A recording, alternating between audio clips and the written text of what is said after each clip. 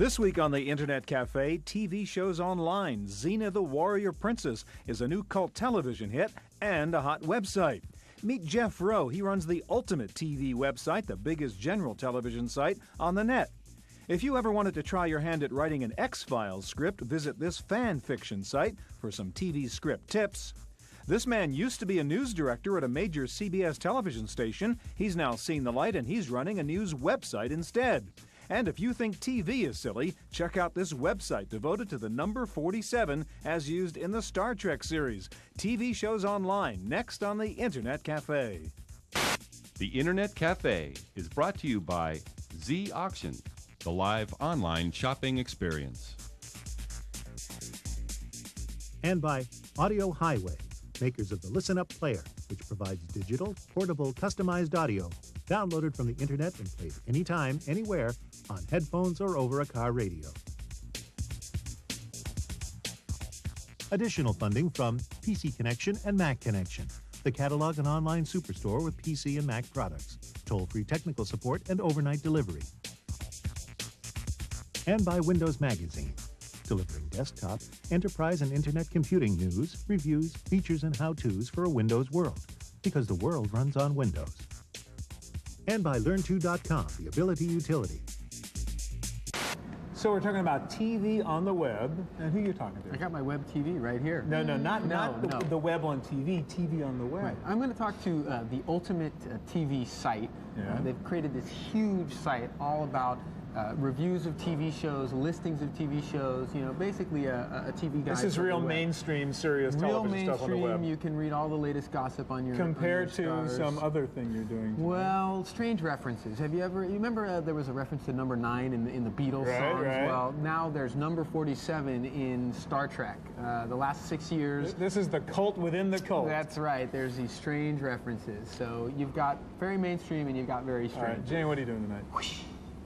Yes. Xena, Warrior Princess. Warrior Princess. Wow. Yes, finally. The warrior. Are you into that? Is she a cult heroine of yours? She's kind of cool. She's in my life, she's about 5 foot tall. Looks a little bit. No, I'm just kidding. Is she really that short? No, she's 5'10" or more. Wow. Yeah. But this is like a big cult thing now, too, right? It's Xena. incredible. I can't believe how fast this thing is coming on. So great websites to look at. And Xena? then also the X-Files fan fiction. Everything you never thought you'd see on TV. Probably the most popular TV show site on the web, isn't Yeah, it? these X-Files. stories. Yeah, these people, I mean, it's X-Files. replaced Star Trek, I guess. Right. Where do people find time to do all this stuff? I don't get it. I know. I'm wondering, is the TV time cutting into the internet time, or the internet time cutting into the TV time? I think it's all cutting into life. You know? Right. Anyway, I'm talking to a really interesting guy who runs the website for the CBS TV station here in San Francisco. And he's got a really interesting story to tell, how people are really using this website for the kind of stuff they used to get from TV news. Traffic, weather, sports, all that kind of stuff. It's really cool. TV on the web coming up at the Internet Cafe. So now, Kim, you are one of the co-founders of the International Association of Xena Studies, which is a fan group dedicated to Xena, Warrior Princess, the much talked about TV show. Now, you've got a website which is called Whoosh. Yes. And maybe you can tell us a little bit about all of the things that we could find at the Whoosh website. Well, Whoosh is a multifaceted website. It's got a monthly magazine, which is actually what Whoosh is, which is the journal of the International Association of Xena Studies. But it also includes an episode guide, the Xena frequently asked questions area, which anybody who's on the internet knows that the frequently asked questions are compilations done by interested people to answer the most frequently asked questions, so they don't have to go on and say, so what would be a frequently asked Xena question? Like, who is Gabrielle? You know, something like that, or, you know, something really basic if you're involved in the...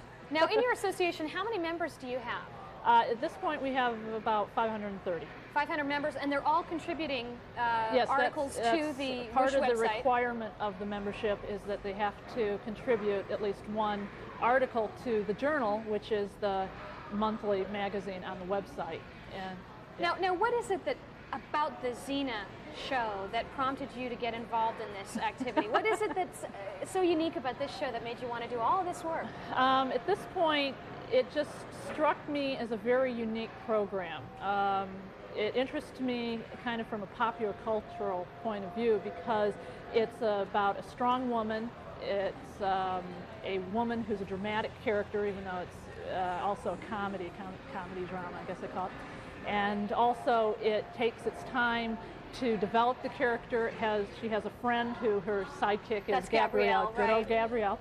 And they travel together in ancient Greece having adventures. And it's basically the hero archetype story that you traditionally see in mythology, in lethal weapon type movies. We've got women. Right, we got two women doing the same thing, and they're just kind of palling around. And Xena's going through the whole, hero redemption. She had a dark past, and now she's got to redeem herself, and she's got all these demons, and then she's got her little sidekick who's trying to keep her happy. What is it about? What are the kind of people? Who are the kind of people that go to your website? What that I know of. We don't have any cookies or anything stealing secret information about the people who visit there.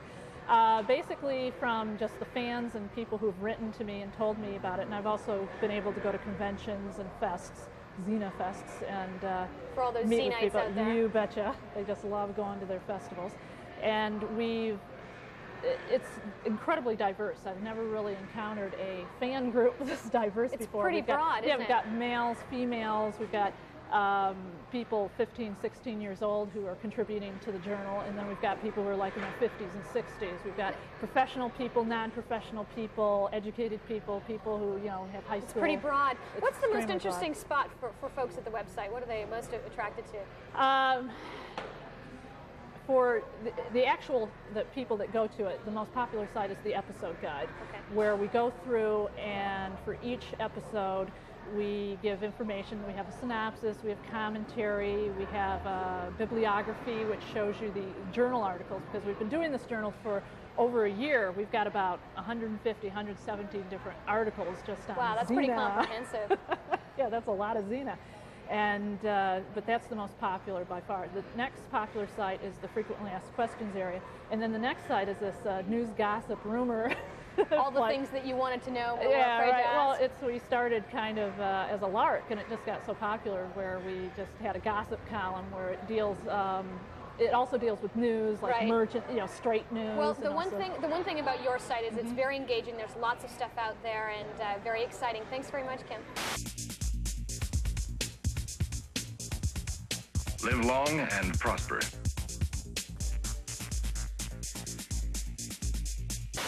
So Jeff, I don't know if this is art imitating life or life imitating art, but here you are on a television show, and we're going to talk about a website you're involved with that actually has to do with television, the Ultimate TV site. Tell me a little bit about how did it get started, and how does it fit in with TV? Well, Ultimate TV got started in late 1994. A Los Angeles-based TV engineer cameraman named David Cronshaw really launched Ultimate TV. So someone who was a little bit technical, kind of knew his way around the computer and things? He actually worked for the defense program, and so he had a background in computers and had worked in TV and really saw the convergence of the internet and TV. And had to be just a big TV fan, because I looked at this site, and I mean, this is a site for, I want to say, TV junkies. If you are a fan of TV, this is a site for you. Yeah, his whole thing was to create this place for TV fans to go and kind of sound off about things that they liked or didn't like about TV, and that's really where it started. Okay, now I was up there just a little while ago, and I saw some actually pretty interesting stories. I like celebrities. I like to read People magazine and things, I'll admit it. And there is some stories up there that you can't really find other places. There was something about the Keenan Ivory Wayans show, and now he's competing with this Vibe show, and a little insider stuff. Where do you get that kind of insider content? We have our own news team that basically really? headed by a woman named Nadine Mendoza, who worked for the Los Angeles Times, covered TV. Wow. And we have a staff of 3 full-time people and probably another half dozen freelancers that we use. Just for the writing? Just for the writing of the TV news. So we have our own original content. And our whole goal is to be the first stop for TV fans online. If you want TV news, TV information about the shows, the stars, if you want to sound off about, again, things that you like or don't like about TV, it's all there. It's all there. Well, sound off, for instance. Sort of expound on that a little bit. Well, how can I mean, TV's a sort of a one-way medium, so how can I use this to? I mean, probably one of the big overused terms right now is community, but that is really what we're about, creating this place again where if you're a fan of TV, either we have the information on our service, or we'll lead you to other places that actually have it, official websites, fan websites. And specifically with the sound off, one of the things that we do, for example, is we have our Ultimate TV polls, where we poll about what you liked or didn't like. We have posting boards, and actually, we were quite surprised the death of Princess Diana, which was really, kind of a collective experience. Yeah, for TV. Outpouring and and we were actually shocked that people just really came in droves, sounding off about the coverage and again, Princess died. It was just like one of the most recent examples of people sounding off about TV. Yeah. So this is basically taking a two-way medium that was once a one-way medium and bringing it together. What are some of the listings and things that you can find up on there that a TV fan could get that they couldn't maybe get either in TV Guide or couldn't get on TV itself? Well, actually many things. I mean, first of all, we have, there's a term in TV called enhancing the TV experience, meaning providing information online about TV shows that you normally can't find in other places. And one of the things that we do is we have things that other people do have, but we chat with stars, the TV stars. We have probably one of the most popular areas of Ultimate TV is the thing called the Ultimate TV Show List, which is like the mother of all destinations for people who want to find out about shows. I looked at that site. What was there, 2,000 shows? Well, we have over 2,000 shows, and again, it's a hybrid of both content that we have and also, again, links out to fan sites, Friends, ER, X-Files, Star Trek. To F Troop and Bewitched.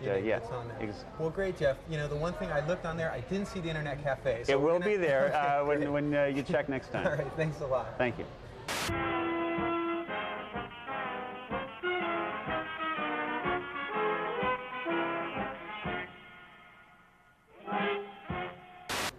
Now, in terms of fan fiction sites, it's really X-Files that's probably the most popular, second only to Star Trek.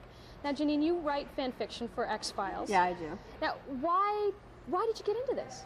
It was sort of an accident. I ran across a website called the Gossamer Archive, and that's where all of the X-Files fan fiction stories are archived for anyone to wander across them. What do you think it is about the X-Files that's so compelling to writers? I've spoken with several writers over email and some in person, and we sort of decided that it has to do with the characters as well as really the holes that are left in the characters. Now, X-Files is kind of a strange show. You've got Scully and Mulder, these two working together on these bizarre storylines, so it does lend itself to some odd things being done by fiction writers. Now, there are different categories of fan fiction for X-Files too. Now, what are those different categories? Well, you have the MSR, which is the Mulder-Scully romance, which is really probably the largest category out there. You have straight X-Files stories that follow the canon of the series. You have stories that are just adventure or crossovers that cross over to other television shows. And then, of course, you have other romances between characters within the storyline. And you also have Slash. Now, what's Slash? Now, Slash is, it's really a bad term, really doesn't say anything about it, but it is romances between same-sex characters. Now, these storylines with fan fiction are typically ones that you and I will never actually see on the television That's screen. not really true, actually, because a lot of fan fiction writers have noticed in the last couple of years that some of the things that they've brought up in the past in their own stories have sort of weaned their way into the show itself. Anyone who knows the show may know that Scully has come down with cancer. Well, there were fan fiction writers about a year ago after her abduction that were talking about, oh, well, Scully's going to come down with cancer, and wrote into their stories. So it's not really that implausible. Now, how many writers are there actually out there writing fan fiction for X-Files? That's really a number I couldn't even give you. There are over 5,000 stories sitting on the Gossamer Archive right now, and there's more added every single week. Now, I'm told that you're actually called the Danielle Steele of X-Files fiction. You've written a massive amount of stories. You've only been writing for a year. How many stories have you actually written? 87 at this point in time. That's incredible. I had a lot of spare time. Any chance, do you think that any of your stories are actually going to get on the X-Files show? Any hopes? I don't think of myself as a scriptwriter, which is really what X-Files looks for, and I don't have any aspirations to try to, come to Chris Carter's door and say, I have this great idea for your show, Chris. Would you mind taking a look at the script? Script writing and fiction writing are two different things, and I'm just busy writing fiction for the enjoyment of it. So what do you think your next storyline is going to be? If you're talking X-Files, I've got about 12 stories all currently in progress right now, so it depends on which story you're asking me about. So soon to be seen at your website. You are on board the Federation Starship Enterprise. Seems every day there's another story about fewer and fewer people watching television and more people spending their evening leisure hours surfing the web. Well, there's somebody here in the Internet Cafe tonight that knows a little bit about both sides of that story. Harry, how are you? Hello. So your personal career is actually mirroring this sort of swing of energy from television to the net, isn't it? Yes, I started out in television, did 25 years of TV news, 3 years running a TV station. Now I'm full-time Internet. Now, how'd that happen? How did you switch from television? You just thought the net is where the action is? Well, actually, the corporation I work for, CBS and Westinghouse, this year began really focusing on the Internet as a parallel business to what it was doing in broadcasting, which is delivering news and information to people all over the country. Now, did you guys as broadcasters a couple of years ago, when the net and the web really exploded, see that as a threat to your business, your main business? I think some people did. I was in the Bay Area at the time, been in the Bay Area my whole career, and realized that it was really a parallel opportunity. I watched what happened with cable years ago, where many broadcasters really missed the boat. They could have dominated cable and didn't. They let other people do it. And I swore I'd never let that happen. So when the Internet started, I said to myself, this is an opportunity to deliver news and information to people in a parallel medium that are not watching television or they don't have access to television, and we decided to take advantage of that. Is it really a parallel medium? I mean, you don't have the same tools, you don't have the same bandwidth, you don't have the same revenue potential, do you? I think you have a different revenue potential that is probably as big or bigger long term. There's transaction on the Internet that there's not on television. That's a huge opportunity. It's parallel in the same way that radio and TV parallel each other. There are certain things each of them are really good at and certain things that the other one does do or doesn't do. And I think you're going to see the same thing on the Internet. You're going to find certain specialties that the Internet will dominate in the next 5 to 10 years. Well, let's talk about that right now. I mean, you were running KPIX TV, right. And then you launched the KPIX.com website. Right. What do people go to the website for? Why do they need Channel 5 on the web? Well, the kind of thing we put on the Internet were the kinds of things where there's frequent change and it's easy, cheap, and convenient to update it. Right. Things like traffic, weather, and live pictures of the real world outside the building they're working in or living in. And we're finding people are using it at work.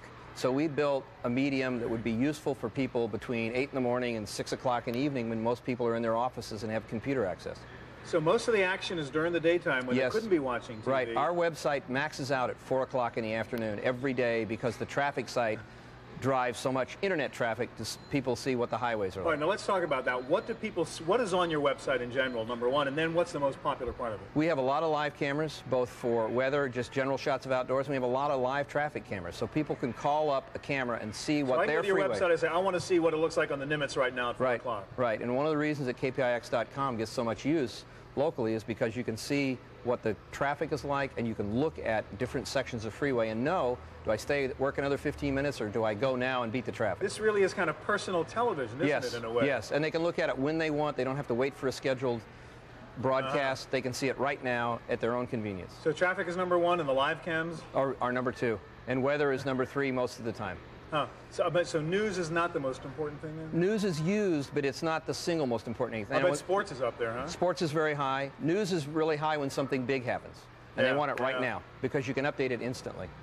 Do you really see this website as basically supporting the big monster television business, or can it become a standalone business which pays its way? I think over time it pays its way. I think it pays its way big time long term because you've got not only advertising dollars, you have huge upside on transaction dollars. You can sell stuff. Yes, absolutely. Yeah.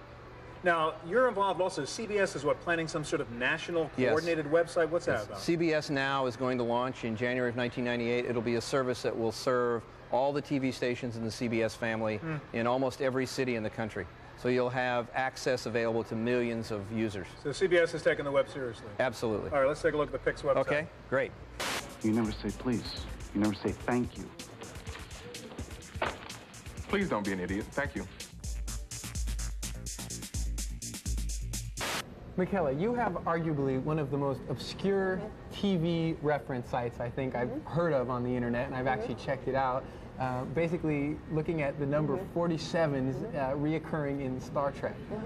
What is this phenomenon, and how did you find out about it? Well, the number 47 is an inside joke that has followed Star Trek from the 4th season of Next Generation all the way through the current shows and the movies. So the last 6 or 7 years of Star Trek.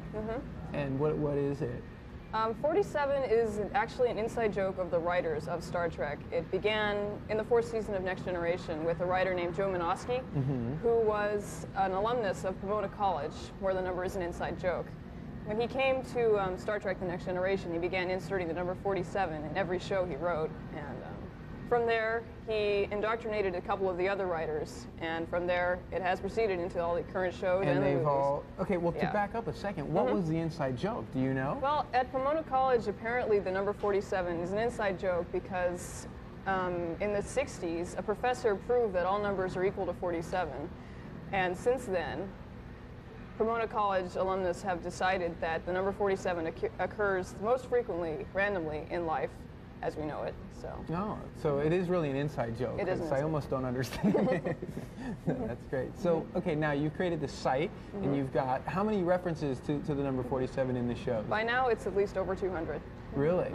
And what are some of your most favorite or interesting references? Well, I have to say my favorite 47 comes from the 6th season of Star Trek The Next Generation in an episode called Descent Part 1, which the teaser of that episode involves Data playing a poker game with Stephen Hawking, Albert Einstein, and Isaac Newton.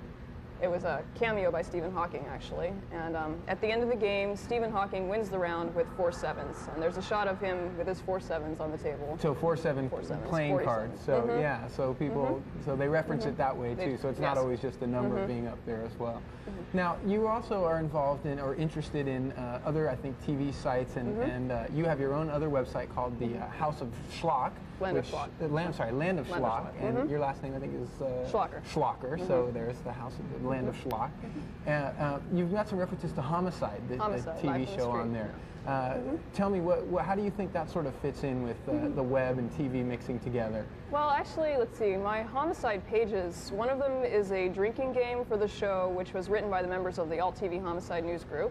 So I really can't take credit for that. Okay, but you have it up on your site. What's some of the highlights of this drinking game? Oh, the drinking game, well, most drinking games are for people to get incredibly drunk while watching their favorite television shows. So some of the instances on the drinking game are to take a drink whenever Frank Pembleton mentions religion.